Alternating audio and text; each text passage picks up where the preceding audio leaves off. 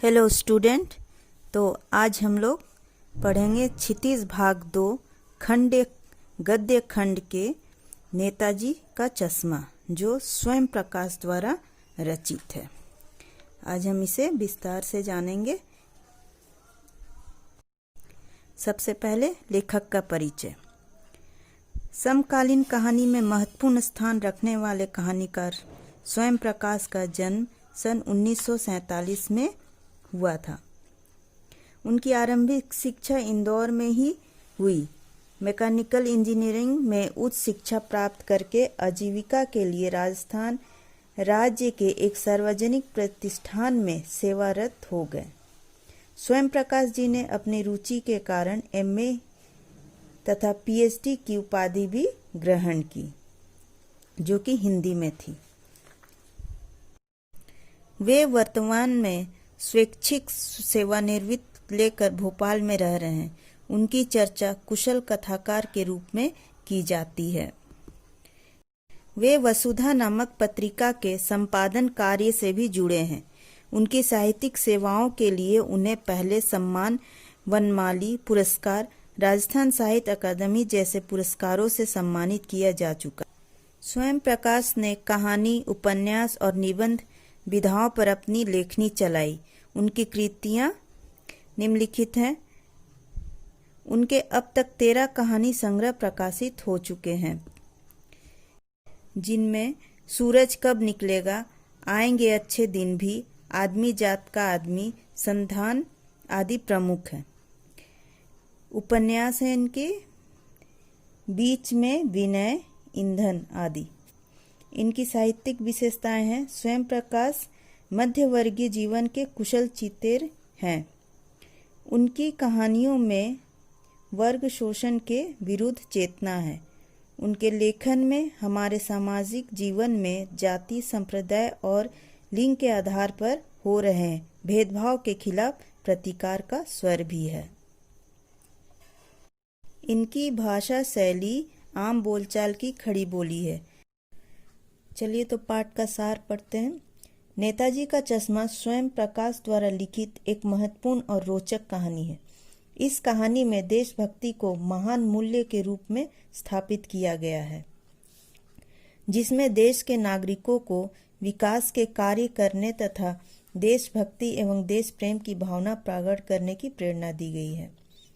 कहानी में कैप्टन चश्मे वाले के माध्यम से देश के करोड़ों लोगों के देशभक्तिपूर्ण योगदान को उभारा गया है, जो अपने अपने तरीके से देश प्रेम तो करते हैं, परंतु वे पर्दे के पीछे रह जाते हैं। कहानी के अनुसार केवल बड़ों में ही नहीं, बल्कि बच्चों अर्थात आने वाली पीढ़ी में भी देश प्रेम तथा देशभक्ति की भावना भरी हुई है, परंतु उसे प्रदर्शित करने का उनका अपना अलग अलग अंदाज है। इस कहानी के मुख्य पात्र हैं हवलदार साहब और सुभाष चंद्र बोस की मूर्ति। तो यह कहानी इन दोनों के बीच में है, जिसमें एक पान वाला भी आता है और कैप्टन चश्मा वाला। तो हम इस कहानी का सार जानेंगे। कहानी के मुख्य पात्र हवलदार साहब हर 15वें दिन कंपनी के काम से एक छोटे से कस्बे से गुजरते थे। इस छोटे कस्बे में छोटा सा बाजार, लड़कों का एक स्कूल, लड़कियों का एक स्कूल, सीमेंट का एक छोटा सा कारखाना, 2 ओपन एयर सिनेमा घर और एक नगर पालिका थी। नगर पालिका इस कस्बे में कुछ न कुछ छोटे मोटे कार्य करती रहती थी। नगर पालिका के अधिकारी या बोर्ड ने बाजार के मुख्य चौराहे पर संगमरमर पत्थर से बनी नेताजी सुभाष चंद्र बोस की प्रतिमा लगवा दी। यह कहानी उसी प्रतिमा के बारे में है। मूर्ति को देखकर ऐसा लगता था कि किसी स्थानीय कलाकार से जल्दी जल्दी में बनवाकर चौराहे पर लगा दी गई हो। हवलदार साहब हर 15वें दिन कंपनी के काम के सिलसिले में उस कस्बे से गुजरते थे। हवलदार साहब जब पहली बार इस कस्बे से गुजरे तो उन्होंने नेताजी की मूर्ति देखी। संगमरमर की बनी नेताजी की मूर्ति टोपी की नोक से लेकर कोट के दूसरे बटन तक कोई 2 फीट ऊंची है। नेताजी की मूर्ति सुंदर तो थी, किंतु उनकी आंखों पर चश्मा नहीं था। मूर्ति पर सचमुच का एक सामान्य चौड़े फ्रेम वाला चश्मा पहना दिया गया था। ऐसी मूर्ति को हवलदार साहब ने देखा तो उनके चेहरे पर कौतुक भरी मुस्कान फैल गई। मूर्ति पत्थर की और चश्मा रियल। हवलदार साहब मूर्ति को देखकर सोच रहे थे कि कस्बे के लोग का प्रयास सराहनीय है। मूर्ति के आकार का महत्व नहीं, महत्व लोगों की भावना का है, वरना देशभक्ति तो मजाक की चीज बनती जा रही है। दूसरे दिन कस्बे से गुजरने पर हवलदार साहब ने मूर्ति पर बदला हुआ चश्मा देखा तो उनका कौतुक बढ़ा। कहने लगे, क्या आइडिया है। मूर्ति कपड़े नहीं बदल सकती, लेकिन चश्मा तो बदल ही सकती है। हवलदार साहब अब जब भी कस्बे से गुजरते तो चौराहे पर रुकते, पान खाते और मूर्ति को ध्यान से देखते। एक बार चश्मा बदले जाने की उत्कंठा इतनी तीव्र हो गई कि पान वाले से मूर्ति का चश्मा बदले जाने के बारे में पूछ बैठे। पान वाले और हवलदार साहब की बातचीत हुई। हवलदार साहब ने मूर्ति का चश्मा बदले जाने का कारण पान वाले से पूछा। खुश मिजाज पान वाले ने हंसते हुए पान लगाते हुए बताया कि यह काम कैप्टन चश्मा वाला करता है।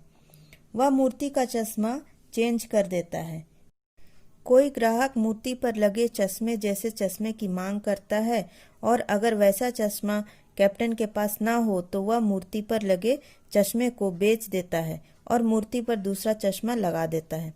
तब हवलदार साहब को मूर्ति का चश्मा बदले जाने का कारण समझ में आया कि किसी चश्मे वाले कैप्टन को बिना चश्मे वाली नेताजी की मूर्ति बुरी लगती है, तो चश्मे वाला अपनी छोटी सी दुकान के गिने चुने फ्रेमों में से एक नेताजी की मूर्ति पर लगा देता है।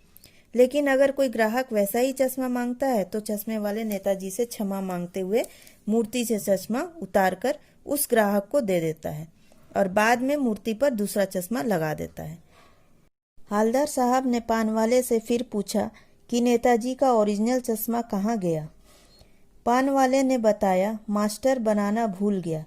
तब हवलदार साहब ने जाना कि मूर्ति के नीचे लिखा मूर्तिकार मास्टर मोतीलाल कस्बे का मास्टर है।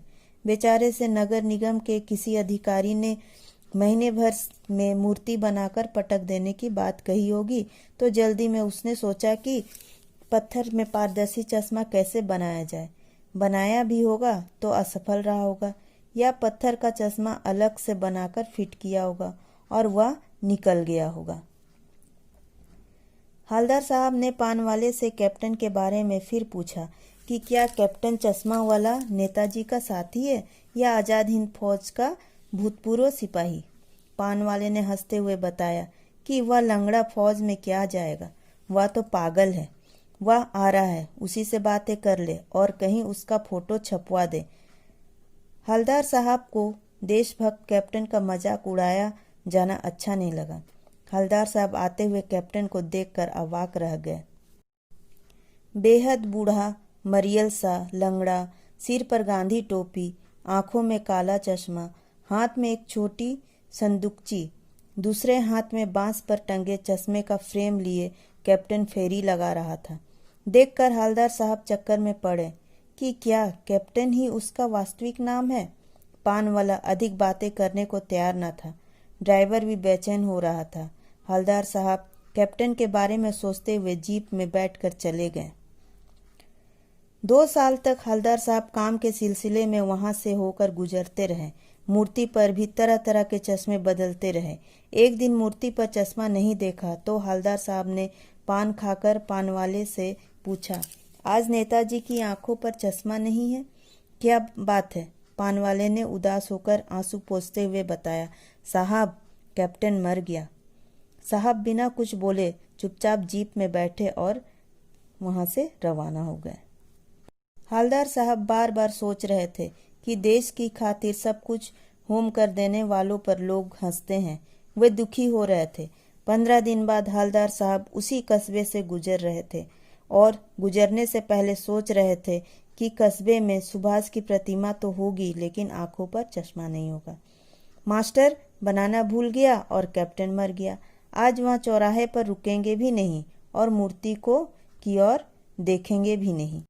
ड्राइवर से न रुकने के लिए भी कह दिया, परंतु आदत से मजबूर चौराहे आते ही हवलदार साहब की आंखें मूर्ति की ओर उठ गई।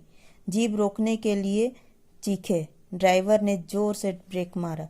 लोग देखने लगे। साहब जीप से कूदे, मूर्ति की ओर लपके और मूर्ति के पास जाकर अटेंशन में खड़े हो गए। आज मूर्ति पर सरकंडे से बना चश्मा लगा हुआ देखा। हवलदार साहब भावुक हो गए और उनकी आंखें भर आई। तो ये था स्वयं प्रकाश द्वारा रचित नेताजी का चश्मा का सारांश।